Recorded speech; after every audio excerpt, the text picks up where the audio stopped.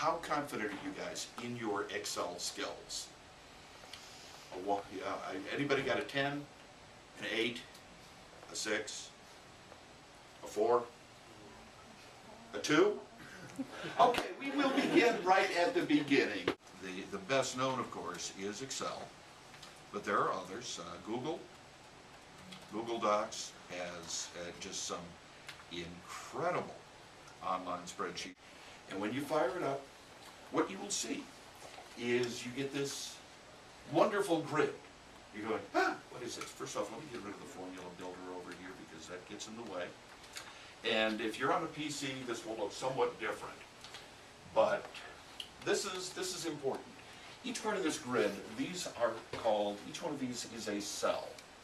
And the rows of, or the columns of cells, each one have a letter, and that goes across up to 256 columns. We're going to do some very simple addition. So everybody got Excel up there? Okay. We're going to do, I think that you will know the answer to this. In A1, just type the number 2. And in A2, type the number, or excuse me, A2, type the number 3. Okay? Now, what I want you to notice, and again, this is important, when you click on any given cell up here in your display bar, it will tell you what cell you're on. That helps when you are in this mode, okay? So, when you kick down, you got A1, A2. Can we add these together? Yes. Let's add up these. Everybody knows that we're going to get 5. We're okay, even though this is, you are a bunch of journalists, and journalists don't do math. We're going to put in a formula. Now, a cell can contain a number, it can contain text, and we'll get to text in just a moment, or it can contain a formula. The way that you tell Excel that you have a formula is you click on the cell, and then you enter equals. That's the first thing you do, is you enter the sign equals. Then you put it in. When you're adding up, if you were adding 2 plus 3, the way that we all learned that in first grade, it would be 2 plus 3 equals, and then, in my case, Sister John Bosco would look at me and I'd forget what it was. Eventually I did learn. With this, you put the equal sign first, and then you can either type in the cell references, but that's hard, or you just simply click on the cell that you want to reference. Now notice that it said that I clicked on A1, then we're going to add these together, put in a plus sign, I'm going to click on A2, then hit enter, and 2 plus 3 equals 5. See, very simple. You can take a formula, and then you can repeat it. You can drag it across, and I'll show you how to do that. Or you can change the data. So for example, if I change that 2 to 95, 95 plus 3 is 98. If I change that 3 to a 5, nope.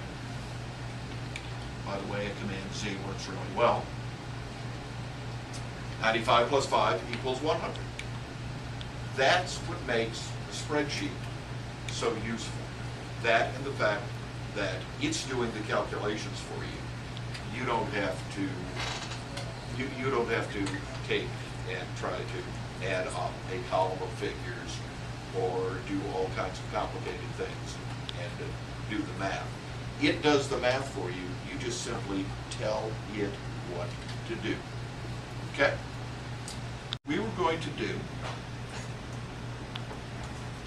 and I'm going to move over here, 95 and 5. We're going to do subtraction. We just use the minus sign. or on our keyboards, that is the dash. Now here's where it gets a little unintuitive.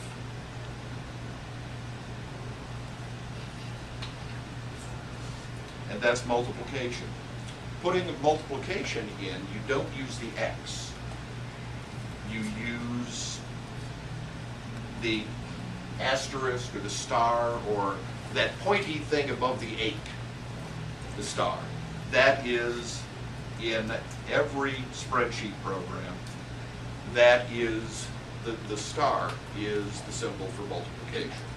X is used for something else, okay? So that's there. And division, again, your keyboard does not have the division sign with the 2 dots and the line across it, which actually has a name, which I can't remember, but it is there, and it is Googleable. But you use the slash. So if you did 100 divided by, let's say, 5, and you put in a formula, 100 slash 5. So it would be the same thing as 100 over 5, and you get 20.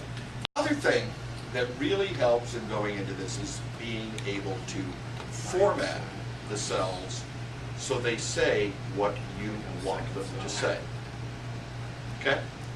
And let's just put in, now let me show you a cute little trick here. Then we will do this. What I want you to do is type a 1, 2, and 3 over in column A. 1, 2, and 3. And then do a click at the top one, and then hold your shift key and click the other 2. Okay? Following me? So you've got all 3 of them selected. The shift click command, by the way, is something that you will find incredibly useful that is used across all kinds of applications. If, for example, you're working in design and you want to select something at the start of a paragraph and at the bottom of the paragraph, you can just simply click at the start of the paragraph, then hold the shift key down at the end of the paragraph, and it will just select the stuff between the 2 points. Works the same way in Word, works the same way in Excel. Now, I want you to pay attention. See that little dot on the lower right-hand corner of the cells?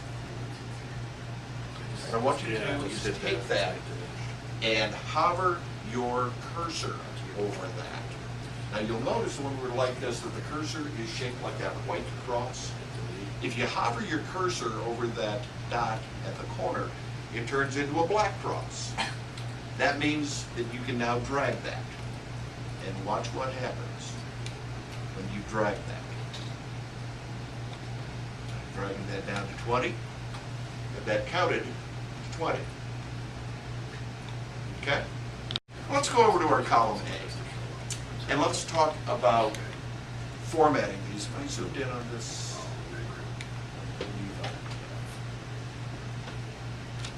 No, I opened up a new spreadsheet. All right. And what I want you to do, if you are on a Mac, hit a Command 1. If you're on a PC, hit Control 1. Control the number 1? Yes, the number 1. And you will get, on both platforms, you will get the Format Cells command. And it defaults to a general format that they have no specific number format. But there are other formats that you can go to. For example, you can format it specifically as a number by clicking on it. And when you click on number, just take a look at what's showing up on your own screen. When you click on number, you can see that it gives you an option of decimal places. That it will default to 2, but you can get 12, you can get 0, and that is strictly in your display. If you end up with a a number that has a long string of decimals. It'll all still be there. It won't physically round it off, but it'll give you a display that's rounded off using a 1000 separator and how you indicate negative numbers, whether with a minus sign, with red in parentheses, or red in parentheses, however you want to do that. Below that, again, this is a display. You put it in currency. It defaults to 2 decimal places and a dollar sign. It is, after all, a Microsoft product. It's American, but you can put, if you pull down on this, you can put in pounds or Thai bahts or Nigerian hausas or whatever, or non-whatever. You can also put it in accounting, which goes to 2 decimal places with a currency symbol. Now this one can mess people up, and this is a date. This is the date for that. And again, you can select how this displays, whether it is the slash, month, day, year, Wednesday, March 14th, 14 Mar, whatever. You can do that. But it's important to know, and especially if you're dealing on a sports side, and you bring in some one-loss records, you import these, and I'm getting a little ahead of myself. Sometimes it will look at those and interpret something that you bring in from outside that says 9/4. It will interpret that as September 4th and start displaying it as a date. This can be a major pain if you see that. But if all of a sudden you bring in things with dashes or things with slashes, Excel might read these as dates and start displaying those. The problem is that if it converts it over to a date, Excel uses a system where each day is counted sequentially from a base date, which is January 1st, 1904. So if you switch that back to a number, you could end up with a number that says like 38,000 and something. Wow, where did this come from? That's where it came from. If that happens, basically, you have it back. Because it's really difficult to undo. If I wanted to display that as a currency, as $1, you can do that. If I wanted to display that as just general accounting, I can do that. There's a slight difference in its look. Or if I wanted to switch that to text, I can do that, and that switches it over to, it's just the number 1.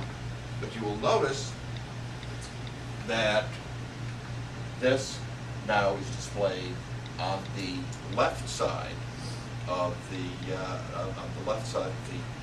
display, not on the right side. So if you get numbers that are showing up, and I'm showing you this, if you get numbers that show up on the right side of your display, that means that they have, especially imported numbers, when you import them from another location, that means that you have somehow imported them as text. And if they're imported as text, sometimes they add up right, sometimes they don't. It's a good idea to convert them over to numbers. It is a presentation of last year's American League final standings. This is the way that it all ended up at the end of the regular season. Except that it's leaving out 2 important things that you always see in the sports pages: the winning percentage and the number of games behind it. I'm going to show you how to figure both of those. Now, this is one of the things that often confuses beginning journalists. How do you figure a percentage? All right, so it would be, in this case, 93 divided by the total of 93 plus 69. Now I'm going to ask for a volunteer to come and punch that formula in 5704. So let's format that as actually as a number, even though it says it's a percentage, because it's a sports standing. We don't actually put it out with a percent sign. Sports percentages are as numbers, so let's format that as a number to 3 decimal places. And you get a 0.574. I want you to look really, really closely at what happened to the formulas here. Now this is the one that we typed in. It's B4 divided by B4 plus C4. Okay? You should have that on your screen, right? If you go down, that is B5 divided by B5 plus C5. That's B6 and so on. That's B7. That's B8. You'll notice that it corresponds to the row number that's in. Okay, following me?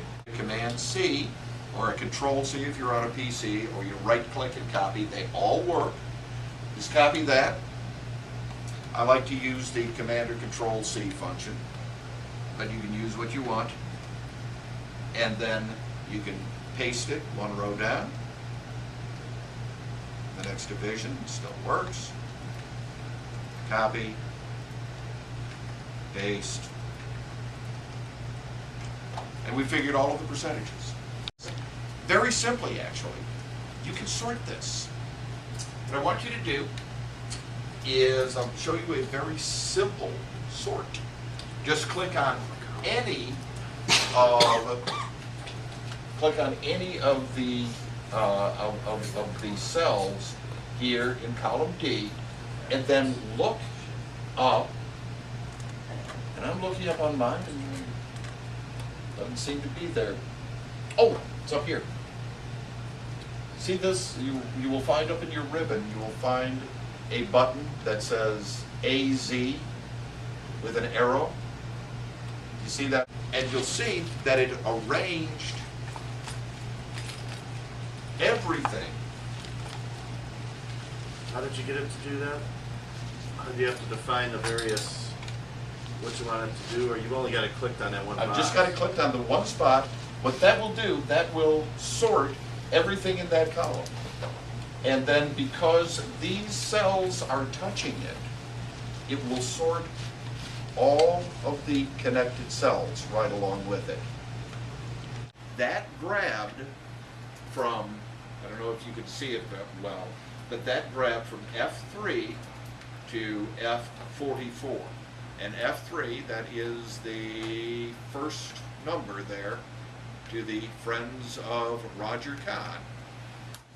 Simple as that. He got 286,000, or excuse me, this was kind of an off year, $28,726 there. Okay, that was his total contribution on this list. Now, how much came from within his district? I can put a filter on it.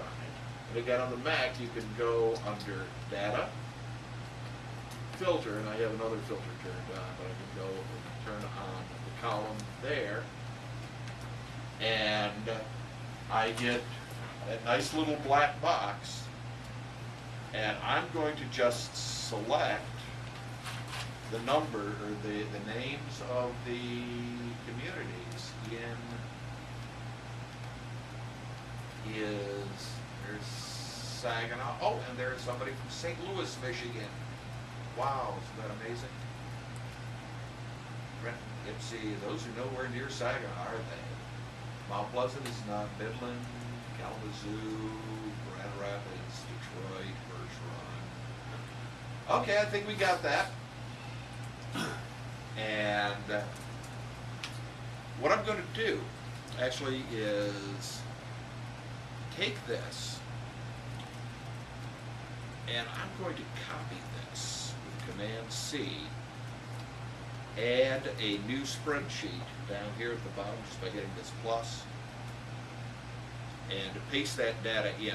The reason that I'm doing that is because I've got the filter, again, that's only on the display. So I want to make sure that my in-district donations are clear.